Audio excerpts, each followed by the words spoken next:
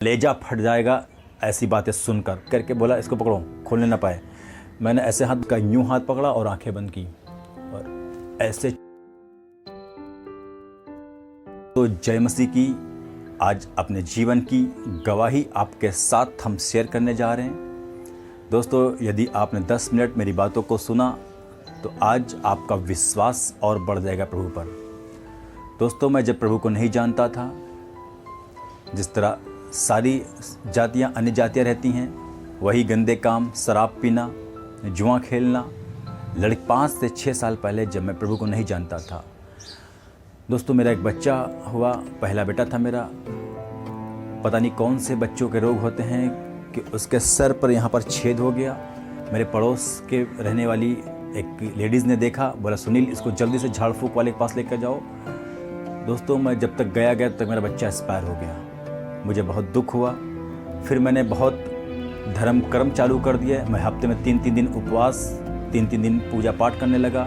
दोस्तों, आज भी मुझे मुँहजुबानी बहुत से मंत्र याद हैं, बहुत सी जो अपने हिंदू रीति रिवाज में मंत्र हैं वो आज भी याद है, क्योंकि मैं डेली उनको पढ़कर सोने लगा। मुझे लगा कि मेरे साथ कोई गलत आत्माएं हैं, मेरे घर में कोई गलत आत्माएं हैं, जो सब कुछ गलत हो रहा। दोस्तों, कुछ दिन बाद मेरा एक और बेटा पैदा हुआ। वो भी बीमारी में रहा हमेशा।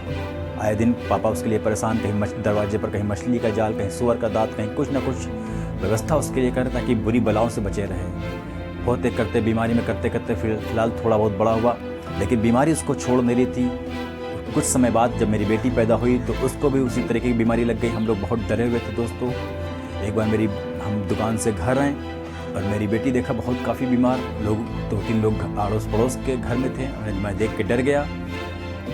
मेरे पड़ोस ने फिर एक बार कहा कि तुम जल्दी से फला जगह चले जाओ क्योंकि इसके पास समय नहीं है। दोस्तों, मैं जब उस बाबा के पास पहुंचता हूं तो मेरी बेटी मेरी वाइफ की गोद में थी। बाबा ने उसका यूं हाथ पकड़ा और आंखें बंद की और ऐसे छोड़ दिया। दोस्तों, मैं घबरा गया।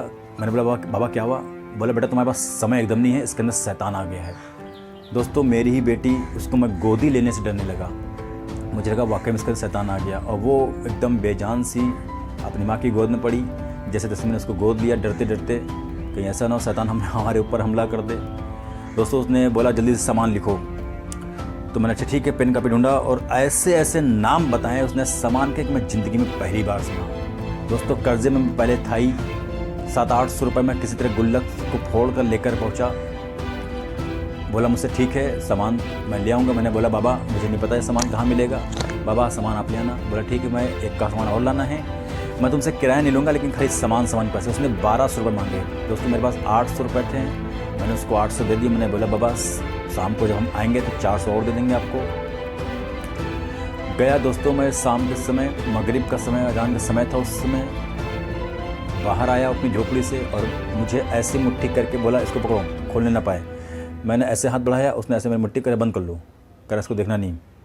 लेकिन दोस्तों, मेरे अंदर जिज्ञासा थे क्या था इसके अंदर। मैंने धीमे से झांक के देखा तो उसके अंदर इतनी बड़ी पीली शीशी में, पता नहीं पीला पीला क्या था, बलगम था, थूक था, क्या था पता नहीं। उसने मुझे पकड़ा दिया शीशी के अंदर। बोला तुम्हारे पास घर के पास में कब्रिस्तान है?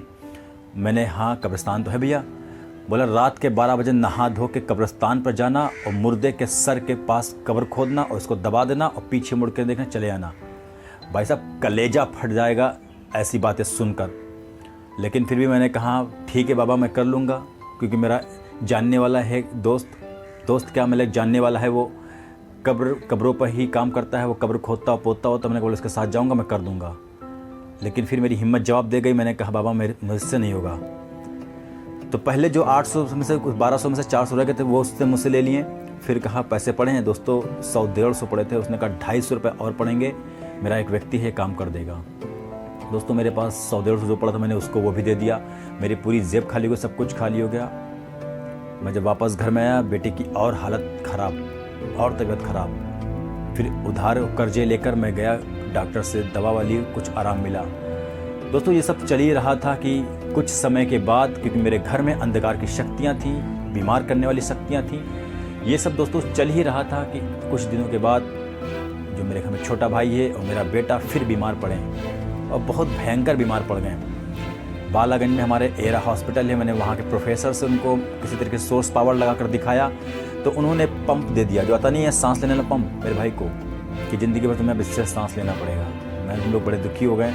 दोस्तों उसकी हालत जब ख़राब होती थी तो नल के पास ऐसे गला पकड़ कर रोकता था और चिल्लाता था, ऐसे करके आवाज़ निकालता था। मेरी मम्मी अलग खड़ी होकर रो रही, मेरे पापा अलग खड़े होकर उदास, मैं अलग उदास। मैं ले उसको रात में दौड़ रहा हूँ। दोस्तों कोई जांच में कुछ निकल नहीं रहा है, हॉस्पिटल वाले भर्ती नहीं ले रहे हैं, बोले इसके अंदर कुछ नहीं है। दोस्तों हम लोग 2-3 महीने इतना डर गए क्योंकि एक हम बच्चा पहले खो चुके थे। इतना हम लोग डर गए दोस्तों, मुझे लगा कि अब कुछ नहीं है। मैं बहुत अपने देवी देवताओं के बहुत आराधना शुरू कर दी कि मैंने अगर कोई हो तो इस बार कोई गलत ना होने पाए मेरे परिवार के साथ, इस बार मेरे परिवार को बचा ले, ऐसा कोई है अगर ज़िंदा है कोई। दोस्तों जब अपनी ओर से जवाब नहीं आया तो मैं मस्जिद में जाना शुरू किया। मस्जिदों से जब कोई फ़ायदा नहीं हुआ दोस्तों, हमारे घर के पास एक बड़ी मस्जिद है, लोग बहुत से लोग उसमें हर बृहस्पतिवार को भीड़ लगती है दोस्तों, और बहुत लोग आते हैं वहाँ पर, लेकिन वहाँ भी गए, वहाँ कोई फ़ायदा नहीं हुआ। फिर मैं जिन जिन्नातों के चक्कर में पड़ गया, मैं दुआ ताबीज़ों के चक्कर में पड़ा दोस्तों। वहाँ सब ने लूटा दोस्तों, सब ने कहा 1000 पड़ेंगे, 1200 पड़ेंगे, 1500 पड़ेंगे, मैं देता गया। एक समय आया कि मेरी जेब खाली, पैसे खाली, लेकिन बीमारी दोस्तों कहीं से जाने। दोस्तों हम लोग इसी तरह दिन गुजार रहे थे, लेकिन एक दिन मैं अपने प्रभु यीशु का धन्यवाद करता हूँ कि एक हमारे पड़ोस में, हमारे रिलेशन में है, नाना लगते हमारे, वो आकर बताए तुम लोग सब कुछ कर देख लियो, एक बार चर्च जाकर प्रार्थना करा के देख लो। दोस्तों उससे पहले मैं बता दूं, मैं यीशु मसीह से बहुत नफरत करता था। मेरा एक कारीगर है, वो जहाँ किराए पर रहता था दोस्तों, उस मकान मालिक के लड़के का माइंड सही नहीं था। वो रात में उठकर प्रार्थना करती थी, कहती थी हे यीशु मसीह मेरे बच्चे को समय पर घर भेज देना, हे यीशु मसीह मेरे बच्चे की रक्षा करना, हे यीशु मसीह मेरे बच्चे को मर्दानगी देना। दोस्तों उसके बच्चे का माइंड ख़राब था, दिमाग की हालत ख़राब थी, तो ऐसे ऐसे प्रार्थना करती थी। और वो कारीगर रात में उठ जाता था उसकी प्रार्थना सुनकर, और सुबह आकर मुझे बताता था। दोस्तों हम लोग बहुत हंसते थे कि क्या यस्सु यस्सु चिल्ला रही है, क्या अपने में क्षमता नहीं है, क्या अपने में सामर्थ्य नहीं बची। क्योंकि मैंने अभी तक यीशु मसीह के सामर्थ्य को जाना नहीं था, यीशु मसीह से मेरा इनकाउंटर नहीं हुआ था। दोस्तों मैं बता दूं, जब मेरे नाना के कहने पर मेरे परिवार वाले में से कोई नहीं गया। मेरा भाई जो बीमार था, मेरा बेटा जो बीमार था, दोनों गुड फ्राइडे के दिन गए। और दोस्तों जब प्रार्थना उनके लिए हुई तो उसी दिन उसी घड़ी से वो चंगे हो गए। दोस्तों 5 किलो की पन्नी जांच और दवाइयों से भर गई थी। मैंने बहुत से डॉक्टर बदले, जिस डॉक्टर को बदलो वो अपनी जांच और अपनी दवाइयाँ लिखता था। मैं कर्जे में आगे एक पैसे में, लेकिन प्रभु का धन्यवाद हो, मैंने प्रभु के बारे में इतना गलत बोला, लेकिन परमेश्वर ने मेरे बच्चों को चंगा किया, मेरे भाई को चंगा किया, क्योंकि परमेश्वर हमसे प्रेम रखता है। दोस्तों मेरे मन इतना कठोर था, लेकिन फिर भी मैं चर्च नहीं गया। मेरा बेटा जब ठीक हो गया तो मैं चला गया हरिद्वार। दोस्तों मैंने बताया शुरुआत में कैसे मैं शराब पीता था। तो मेरा दोस्त एक दिल्ली से बोतल को लेकर आया, हम लोग यहाँ से जाते थे, ट्रेन में पीते हुए जाते थे, कभी पेप्सी में मिला लिया, कभी काहे में मिला लिया। तो हम लोग हरिद्वार की नदी पर बैठे थे और रस्सी से बांधकर बोतल मैंने लटका दी थी गंगा जी के अंदर, और पैर दबा के आराम पैर डाल के नदी में बैठे, हम लोग की पार्टी चल रही थी। दिल्ली से दोस्त आया था, हम लोग मिलकर। दोस्तों जब ऐसी हरकत हम कर रहे थे तब परमेश्वर के आत्मा ने मुझे उस समय बात किया मुझसे, और मेरे मन में ये आता है कि सुनील तुम सब जगह गए हो, अभी तक चर्च नहीं गए हो, तुम्हारे बच्चे को चंगाई मिली, तुमने परमेश्वर का धन्यवाद नहीं किया। दोस्तों वो बात मेरे दिल पर लगी। जब उसमें परमेश्वर की आत्मा ने मुझसे बात किया, मैं उसके बाद जब घर आया हरिद्वार से मेरी फैमिली समेत, मैं सीधा संडे को चर्च गया। दोस्तों मैं संडे को चर्च जाता, लेकिन वहाँ पर आराधना प्रार्थना होती, जब तक गीत होते मुझे बहुत अच्छा लगता, लेकिन जब वचन होते तो मेरा माइंड गड़बड़ा जाता, मेरा मन करता है उठ के भाग लो यहाँ से, क्योंकि मेरा दिल नहीं लगता था। होते करते मैं 2-3 बार जाता रहा। जब मुझे चीज़ें समझ में आने लगी तब मैंने जाना कि परमेश्वर पवित्र है, वो हमसे प्यार करता है, उसने मेरे बच्चे से प्यार किया, मुझसे प्यार किया। दोस्तों मैं चर्च जाता रहा, मेरे अंदर शराब पीने की आदत थी, जुआ खेलने की आदत थी, सट्टा लगाने की आदत थी, दोस्तों सब छूट गई। हालेलुया, मैं परमेश्वर का धन्यवाद करता हूँ। मैं बहुत बुरी संगति में पड़ गया था, लेकिन आज यीशु मसीह ने मुझे शुद्ध कर दिया। दोस्तों आज मेरे अंदर एक सुपारी का दाना तक मैं नहीं खाता हूँ, क्योंकि परमेश्वर के वचन को जब मैंने सुना कि लिखा है तुम मेरा मंदिर हो, मैं तुम में चला फिरा करूँगा। दोस्तों आज तब से मैं खुदा यीशु मसीह की अनुग्रह से मैं अपने आप को लगातार सुधारने पर लगा हूँ, उसकी महिमा मेरे जीवन से होती रहे।